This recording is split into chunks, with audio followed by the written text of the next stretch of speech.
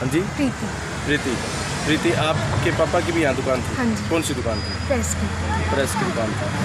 वो यहाँ पर बैठे हैं अभी? हाँ, यहाँ पे बैठे हैं। आप कितने बहन भाई हैं? 2 बहन भाई हैं। यहीं दोनों पर पढ़ हैं? रहे हैं। दोनों यहीं पर हैं? हाँ, दोनों पढ़ रहे हैं। भाई क्या करते हैं? भाई भी पढ़ रहा है। कौन सी क्लास में? बीटेक कर रहे हैं। बीटेक कर रहे हैं। हाँ जी। वो यहाँ उसकी पर बैठे फीस हैं? देने के लिए नहीं है। हाँ जी? और फीस देने के लिए नहीं है। फीस अच्छा। है इतनी और दुकान तोड़ दी। आज 35 दिन हो गए हैं यहाँ पे बैठे हुए मेरे पापा को।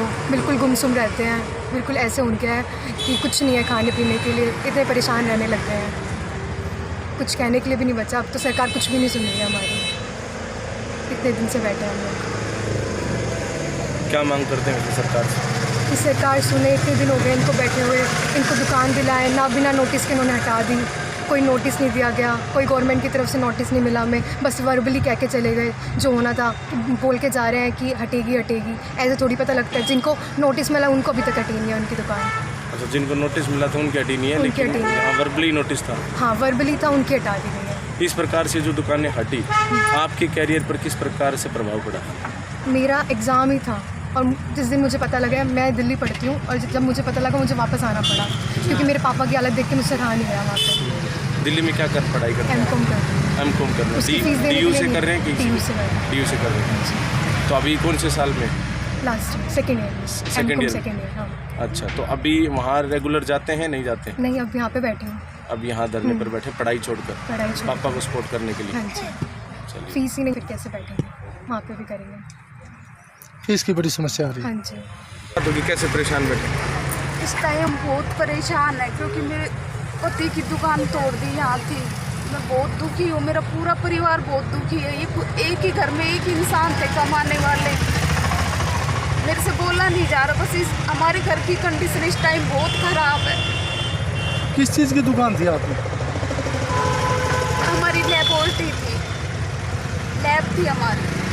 हाँ, लेबोरेटरी की तो देखे था, कांच वगैरह शीशे वगैरह सभी मौके पर हमने कवरेज भी किया था। शीशे वगैरह सब तोड़ दिए मैं गए। खुद आई थी, मेरे सामने दुकान तोड़ दी। बहुत बुरा हाल था उस दिन। हमारे परिवार में किसी ने 2-3 दिन तक तो खाना भी नहीं खाया, और अभी भी ऐसी स्थिति बनी हुई है, खाने के लिए कुछ नहीं है इस टाइम। और ये एक ही इंसान थे हमारे, 8-9 मेंबर हम घर में, और ये एक ही थे कि कमाने वाले। बस घर में अब कुछ राशन भी नहीं बचा। बस इस टाइम हमारी कंडीशन बहुत ख़राब, और सरकार हमारी बिल्कुल भी नहीं सुन रही, बिल्कुल भी सुध नहीं ले रही हमारी, बिल्कुल भी। गर्मी में बच्चे दोनों, मेरे एक बड़ा वाला बेटा गुड़गांव पढ़ता है, वो घर पे ही बैठा है। 1-1.5 महीना हो गया, उसकी फीस जमा नहीं हो पा रही। मैं नहीं बोल पाऊंगी इससे ज़्यादा। हाँ जी बहन जी, आप क्या कहना चाहेंगी? हमारी दुकान थी, वो तोड़ दी। मेरा आदमी अपाहिज है। किस चीज़ की दुकान थी आपकी? मिस्त्री था, छोटे मोटे काम कराया करता हो रही है।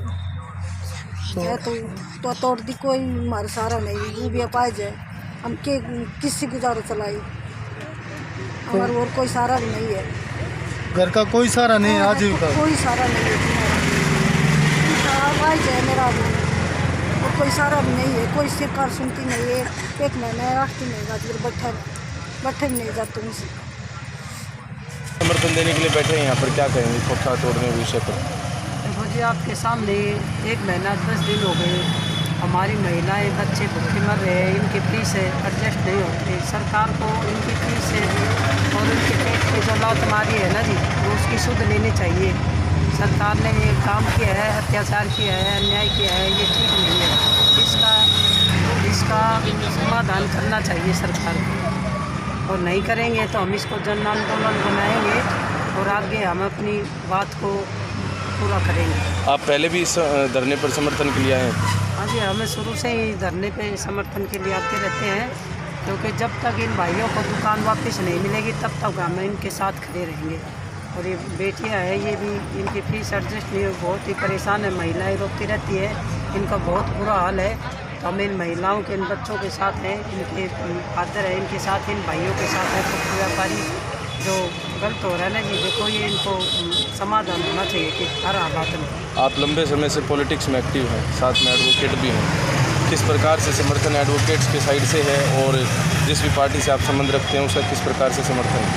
देखो जी, हम अपनी आम आदमी पार्टी में कार्यकारी अध्यक्ष हैं दक्षिण जोन से, तो हम अपनी पार्टी की तरफ से भी समर्थन देते हैं। और हमारे साथी हैं, हमारे महेंद्रगढ़ के भाई हैं, हमारी बेटी हैं, हमारी बहनें हैं, इनका जो अन्याय हुआ है हम अन्याय के साथ हमेशा खड़े हैं। क्योंकि सरकार का काम होता है जी अच्छा काम करना, किसी को रोज़गार देना, किसी बसे हुए को बसाना, लेकिन सरकार ने ऐसा नहीं किया, गलत किया है।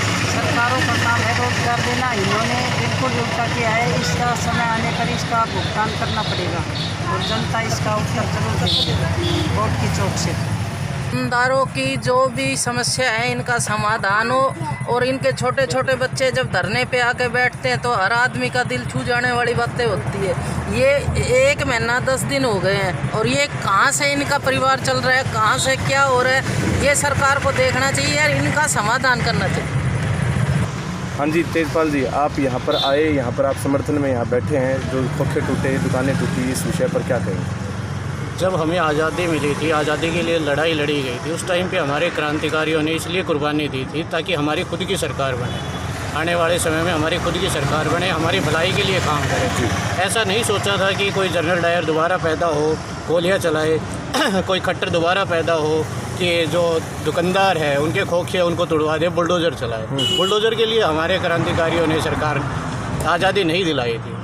तो ये सबसे बड़ी विडंबना की बात है कि अपने ही लोगों के ऊपर बुलडोज़र चलाया जा रहा है, और उस बुलडोज़र की वजह से आज देखो, आपने अभी इंटरव्यू लिया है, कितने परिवार जो है अपनी अपनी समस्याएं गिना रहे थे। जैसे सबसे पहले शिक्षा की पढ़ाई के लिए फ़ीस नहीं भर पा रहे, क्योंकि इन्होंने सरकारी स्कूलों का बेड़ा गर्क कर दिया, जो सरकारें रही हैं इन्होंने, तो आज के समय फ़ीस भी नहीं भर पा रहे। अब इन परिवारों की हालत देखो, तो इन परिवारों की जायज़ मांग है कि हमें दूसरी जगह पे, जहाँ मार्केट के नज़दीक कोई जगह ऐसा कॉम्प्लेक्स बना के दिया जाए, जहाँ लीज पे हमें ज़मीन दी जाए, ताकि अपना जो काम धंधा कर पाए। इसमें सरकार को क्या नुकसान है? ये तो काम धंधा करेंगे, टैक्स पे कर रहे हैं, रोज़गार लोगों को मिलेगा, तो सरकार का तो फ़ायदा ही है। पर सरकार पता नहीं किस घमंड में है, यहाँ के स्थानीय नेता किस घमंड में है, प्रशासन पता नहीं क्या चाह रहा है। बुलडोज़र चिल्लाया जा रहा है हर टाइम। जब भी बुलडोज़र चलता है तो लोग दुकानें नहीं टूटती, उनका परिवार टूटता है, लोगों का परिवार टूटता है। तो ये बहुत बड़ी विडंबना की बात है। हम तो सरकार से, प्रशासन से, यहाँ के लोकल विधायक जो हैं उनसे मांग करते हैं कि इनके लिए रिहेबिलाइजेशन का प्रोसेस अपनाया जाए। दूसरा, जो मुआवजा पॉसिबल हो सकता है, नुकसान हुआ है सामान का, वो मुआवजा दिया जाए। जी, आप आम आदमी पार्टी जो है उससे संबंध रखते हैं, तो राजनीतिक एक सवाल रहेगा मेरा कि 30 मार्च को यहाँ जो उप मुख्यमंत्री दुष्यंत चौटाला जी आए, और जस्ट एक दिन बाद 31 मार्च को दुकानें यानी खोखे जो थे तोड़ दी गई, और 30 मार्च को उनका विरोध हुआ था। क्या कहीं कुछ इसका रिलेशन आपस में है, क्या लगता है? नहीं, मैं इसको पार्टी की बजाय, वो तो देखो नेता का विरोध से बचने के लिए लेट काम किया गया, नहीं तो शायद प्रशासन की प्लानिंग पहले की थी। अच्छा, कि नेता का विरोध ना बढ़े, इसलिए शायद काम बाद में किया गया। अच्छा, पार्टी की बात नहीं है, ये अपने लोगों की बात है। लोग आपस में एकजुट हो, समाज एकजुट हो। कोई भी पार्टी आएगी ऐसे काम करेगी, अगर समाज एकजुट नहीं हो तो सबसे पहले पार्टियाँ तो आती जाती रहेगी। समाज एकजुट रहे, अपने मुद्दों की बात करे, लोगों की भलाई की बात करे। ये बुलडोज़र को लेके जो खुशी मनाई जा रही है, इससे बचे। ये बुलडोज़र सही नहीं है। इस विषय पर क्या कहेंगे कि जैसे आप भी कई बार अपने पोस्ट में विकास का जिक्र करते हैं, खास तौर पर कि दूसरी चीज़ों पर ध्यान ना देकर विकास की बातें करी जाएं। आज यहाँ पर टाइल्स लगा दी गई हैं और विकास के नाम पर ये खोखे हटाए गए। विकास लोगों के दुकानें तोड़ के नहीं होता है। विकास देखो, अब कौन सा विकास हो गया? वहाँ खंबे भी गड़े हुए, वहाँ कोई भी काम नहीं हुआ है। वहाँ पेड़ है सारे हैं, वही खाली जगह पड़ी। अगर किसी का रोज़गार चल रहा था, अगर विकास करना है, यहाँ ज़रूरत थी, मान लो रोड चौड़ा करना है, तो रिहेबिलाइजेशन करो। आप एक मार्केट में स्पेस अवेलेबल करवाओ। थोड़ा सा खर्चा लगता है, इतने पैसे, इतने हेलीकॉप्टर उड़ रहे हैं नेताओं के, ये कॉम्प्लेक्स नहीं तैयार कर सकते क्या हम? कौन सी बड़ी बात है? लोगों की भलाई के लिए सरकार कब सोचना शुरू करेगी? ये बड़ी विडंबना है। और हम भी, समाज इकट्ठा होगा तो सोचना शुरू करेगी। जी, बहुत बहुत धन्यवाद जी। एक्टिव रहते हैं इन सभी मसलों में, क्या कहेंगे इस विषय पर? इस विषय का आपने पता किया, भाई तेजपाल ने बताया, खोखा व्यापारियों ने बताया। पिछले 1 महीने से जो 31 मार्च तक था, ये काला दिन जो शहर के लिए था, अब ये खोखा व्यापारी बैठे हैं, आम समाज बैठा है। कभी भी मेहंदड़ में इस तरह की हरकत कभी नहीं हुई। अवैध निर्माण थे। अवैध निर्माण की बात करें तो आधा शहर ही अवैध निर्माण में। कॉम्प्लेक्स है, लोगों ने कॉम्प्लेक्स के आगे शटर बना लिया, ऊपर चौबारे बना लिए, कॉम्प्लेक्स बना लिया। किले की ज़मीन में लोगों ने बड़े बड़े कॉम्प्लेक्स बना लिए। पर ये गरीब का था, इसलिए वो होता है ना, गरीब का खोखा था, तोड़ दिया, नहीं कर पाएंगे। अगर इनमें इतना ही प्रशासन का था तो अमीरों ने बहुत बड़े बड़े यहाँ पे कब्जे कर रखे हैं, उनको तोड़ना था। रही बात ये कह रहे हैं हम विकास कर रहे हैं, विकास है 5 साल में मेहंदड़ नगर पालिका, मेहंदड़ शहर का जो बुरा हाल है वो सबके सामने ही है। विकास के नाम पे ये सिर्फ टाइलें बिछाई जा रही हैं। टाइलों से विकास नहीं होगा। शहर में अच्छा रोज़गार देना पड़ेगा। अच्छा, अगर इनको रोड चौड़ा करना था, ऐसा तो यहाँ पे इस रोड ऐसा था भी नहीं कि यहाँ पे ज़्यादा कंस्ट्रक्शन था, ज़्यादा भीड़ थी, भाई साधनों को निकलने की दिक्कत थी। ये तो वैसे ही बड़ा खुला हुआ रोड था। अगर फिर भी इन्हें करना था, इनके लिए जगह प्रोवाइड करवाते, इनके लिए कॉम्प्लेक्स बनाते। ये कोई अवैध नहीं थे, ये तो वैध थे। जो लोग 40 साल से सरकार ने ज़मीन पे इन्हें किराए पे दे रहे हैं, किराया दे रहे हैं सरकार को, वो कैसे कह सकते हैं? अगर कोई आदमी 40 साल से किसी जगह किराया दे रहा है तो वह अवैध कैसे मान सकते हैं? ये सरकार की सिर्फ एक की क्या आपसी रंजिश थी या कोई सोची समझी साजिश थी, जिसके तरह इन खोखा व्यापारियों को परेशान किया जा रहा है। इनका परिवार आज उजड़ने के नौबत आ गई है। परिवार में बच्चे स्कूल नहीं जा पा रहे, घर का राशन ख़त्म हो रहा है। तो मैं सरकार से अनुरोध करूंगा कि इस चीज़ को जल्दी से जल्दी इन्हें कोई जगह प्रोवाइड करे, जिनका जो नुकसान हुआ है उनका नुकसान की भरपाई की जाए, और इनका जो महीने भर से जो इनकी आमदनी ख़त्म हो गई उसे तुरंत प्रभाव से लागू किया जाए। आए हैं समर्थन देने के लिए, क्या जी 31 मार्च को जो सरकार और प्रशासन ने दुर्भावनापूर्ण कार्रवाई की है गरीब आदमियों के साथ, वो बिल्कुल गलत की है। उसका हम विरोध करते हैं। ये 40-50 साल से शांतिपूर्वक अपना रोजगार चला रहे थे, अपना परिवार चला रहे थे। किसी साजिश के तहत सरकार और प्रशासन ने इनको तहस नहस किया, वो बिल्कुल गलत है। और क्या यही इंक्रोचमेंट था? बाज़ार में और भी बहुत से इंक्रोचमेंट हैं। सारी अगर सफाई करनी थी तो सरकार उस तरीके से करती, और इनकी वजह से ना तो यहाँ पर जाम की सिचुएशन थी, ना किसी को हैरानी परेशानी हो रही थी। मेरी मांग है सरकार और प्रशासन से कि इनको इसी जगह स्थापित किया जाए, और इसी जगह स्थापित करने में अगर कोई दिक्कत है तो दूसरी जगह तुरंत प्रभाव से की जाए। आज आप देख रहे हैं बच्चे महिलाएं बैठे हैं, बच्चों की पढ़ाई की फीस नहीं है, इनके खाने के लाले थे। तो बिल्कुल 31 मार्च को सरकार ने जो कार्रवाई की बिल्कुल गलत थी, और तुरंत प्रभाव से इनका समाधान किया। हड़ताल पर बैठे सर, क्या नाम है आपका? दयाराम जी, आपने पहले भी भूख हड़ताल की है यहाँ पर, कितनी बार कर चुके हैं? 4-5 बार कर चुके हैं। दूसरे साथी करते रहते हैं, तो आज सुबह से आप अन्न नहीं खा रहे हैं। ये जो आप भूख हड़ताल करते जा रहे हैं, क्या लगता है कि सरकार इस प्रकार से आपकी सुनवाई करेगी? सरकार अभी तक तो हमारा भी कोई ध्यान नहीं, कोई ध्यान नहीं देगा। 35 दिन से ऊपर हफ्ते आगे बैठे भूख हड़ताल भी कर रहे हैं, कैसे बैठे रहते हैं, और जो मिलजुल के हमें जनता का, लोगों का और शांतिपूर्वक जो आंदोलन कर रहे हैं, उससे हमें कोई फ़ायदा अभी तक सरकार से, प्रशासन से हमें नहीं हुआ। कुछ नहीं। तो अभी किस चीज़ की दुकान थी आपकी? अपनी प्रेस की थी। प्रेस की दुकान थी। अच्छा, आपके बच्चे यहीं पर बैठे हैं? बच्चे यहीं बैठे हैं। पिछले संडे भी यहाँ पर बैठे थे। तो बच्चों को धूप में लाने की क्या ज़रूरत है? आप लोग काफ़ी तो है, भूख हड़ताल पर भी बैठे हैं, आप धरने पर बैठे हैं, मासूम है वो बेचारे, बीमार हो जाएंगे। बीमार तो ही रहेंगे। राम नरसिंह होम में एडमिट थे, दोनों मम्मी उसकी और ये बिटिया 2 दिन एडमिट रहे वहाँ पे, 10 दिन लगे थे। फिर भी मैं आज उनको नहीं, एक जैसे होता है ना कि बच्चे हैं, मान लो महिलाएं जो भी हैं, इनको तो घर पे रहना चाहिए। आप लोग लड़ाई लड़े पारिवारिक, मतलब कि इसको हम ये सोचते हैं सरकार सुनाई कर ले, उनको दिखाई दे। ये हम जानबूझ के तो नहीं बैठे। हाँ, बिल्कुल। बच्चे परेशान हो रहे हैं, इसलिए बच्चे को भी हम दिखाने लगते थे, आ जाओ, हमारी कोई सुनाई नहीं। सही बात। आपका क्या नाम है साहब? गणेश लाल जी। आपकी किस चीज़ की दुकान थी? मेरी कन्फेक्शनरी की दुकान थी, बिस्कुट। तो आज आप कितनी बार भूख हड़ताल कर चुके हैं? 4-5 बार बैठ 4-5 बार बैठ चुके हैं आप। ये जो बच्चों के साथ आप लोग बैठते हैं, 29 दुकानदार साथी हैं, काफ़ी दिन से, महीनों से बैठे हैं, क्योंकि महीने प्लस हो गया आपको, भूख हड़ताल भी काफ़ी दिन हो गए। क्या कहेंगे कि ये सब जो आपके साथ हो रहा है, इसी से हमारे साथ घोर अन्याय हो रहा है।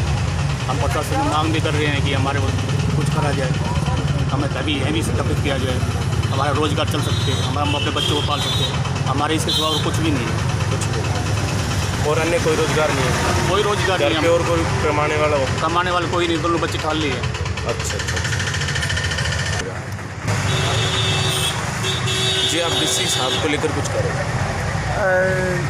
देखिए, सबसे पहले तो मैं मीडिया बंधुओं का हार्दिक धन्यवाद करना चाहूँगा, जो पिछले 38 दिनों से हमारे साथ में लगातार जुटे हुए हैं, और मेरे शहर के जो गणमान्य व्यक्ति जो हमारा समर्थन करने के लिए आ रहे हैं, मैं उनका भी धन्यवाद करना चाहूँगा। शमशेर जी, जैसे आपको पता ही है कि 31 मार्च 2022 को जो हमारे साथ बर्बरता की गई, वो शायद औरंगजेब के ज़माने में भी नहीं हुई होगी।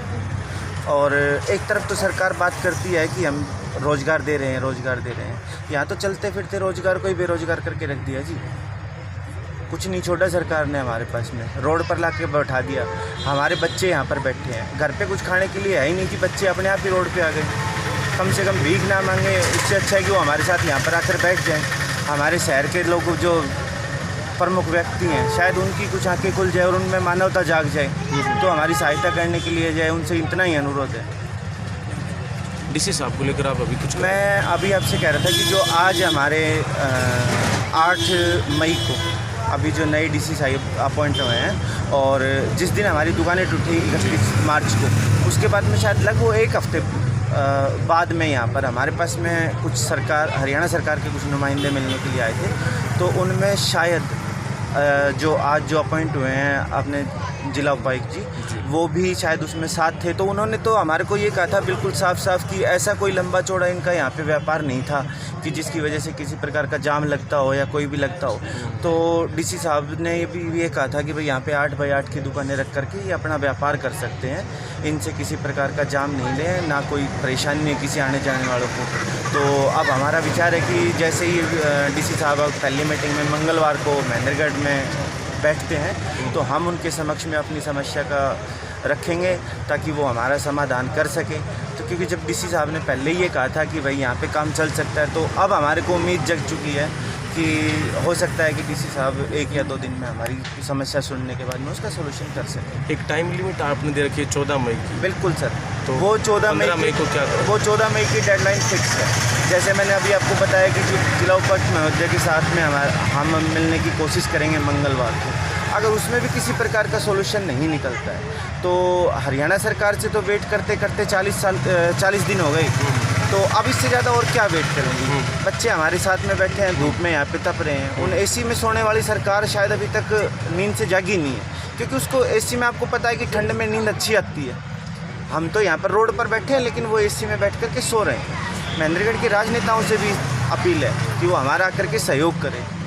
और जो आपने जैसे अभी पूछा था कि 14 मई को है, 14 मई को हमने यहाँ पर अपने शहर के जो गणमान्य व्यक्ति हैं जो हमारे अभी तक के सहयोगी रहे हैं इस आंदोलन के, उनको हमने बुला रखा है। और अगर उससे पहले बुला रखा है, 15 को बुला रखा है, 14 को ही बुला रखा है। अच्छा। और 14 को अगर हमारा किसी प्रकार से हरियाणा सरकार, महेंद्रगढ़ नगर पालिका प्रशासन अगर हमारा सोल्यूशन कर देती है तो ठीक है, अगर नहीं करती है तो हम फिर अपने शहर के गणमान्य व्यक्तियों के साथ में मिलकर हमारी 15 मई को अपनी दुकानें यहीं पर स्थापित करेंगे। प्रशासन चाहे हमारे खिलाफ में केस दर्ज करे, चाहे वो हमारे ऊपर हत्या का आरोप लगाए, चाहे वो गोली मार दे। कुछ सुनने में आया था कि उन दुकानों के ऊपर कुछ नेताओं के नाम लिखे जाएंगे, क्या ये सही है? दुकानों पे किसी प्रकार से कोई नेता का नाम नहीं लिखा जाएगा जी। जैसे ये विधायक जी की, पूर्व मंत्री के नाम से दुकान है ये? नहीं, ऐसा कुछ नहीं है। वो तो ये था कि जैसे जो हमारे शहर के गणमान्य व्यक्ति हैं उन्होंने ये कहा था कि भाई जैसे अभी आपको पता ही है कि हमारे पास में खाने पीने के लाले पड़े होंगे, तो उन्होंने अपनी तरफ से सहयोग देने की बात की थी कि भाई अगर थोड़ा बहुत हम जैसे हमारी जो दुकानें दोबारा स्थापित करने में जो खर्चा आता है, आपको पता है शमशेर जी कि आज वो टाइम है कि कोई भी चीज़ सस्ती नहीं है जी, बिल्कुल। ना जिंदगी ना लोहा, लेकिन हम 30-40 परिवारों की ज़िंदगी बिल्कुल सस्ती हो गई हरियाणा सरकार के लिए। तो अब अगर हम दोबारा दुकानें बनवाने के लिए जाते भी हैं तो आपको पता है कि कम से कम 50 से 60 हज़ार रुपये का तो नॉर्मल खर्चा आ जाएगा, जो कि सिर्फ स्ट्रक्चर खड़ा होगा जी। तो उसमें उन्होंने हमारे को सहयोग देने की बात कही थी, हम उन सब का भी धन्यवाद करते हैं। और मैं आपको फिर से यही कहना चाहूँगा कि अगर 14 तारीख तक सोल्यूशन नहीं हुआ तो 15 तारीख को हम अपनी दुकानें यहाँ पर हर हालत में वापस टिका। एक छोटा और अंतिम सवाल, यहाँ पक्ष और विपक्ष दोनों तरफ के नेता आ चुके हैं, फिर भी काम नहीं बन रहा।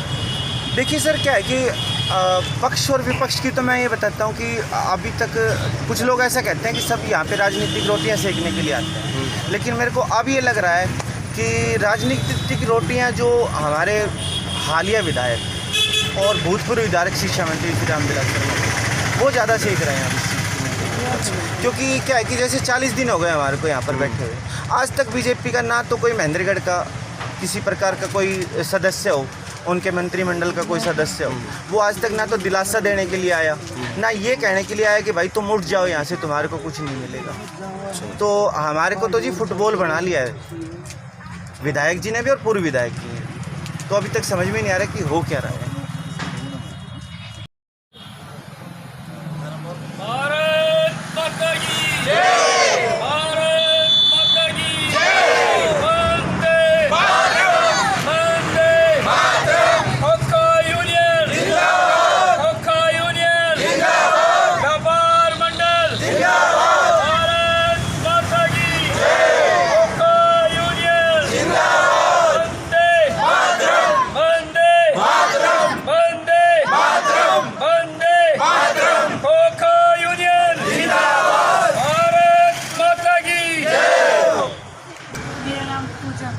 पूजा कहाँ से हैं आप?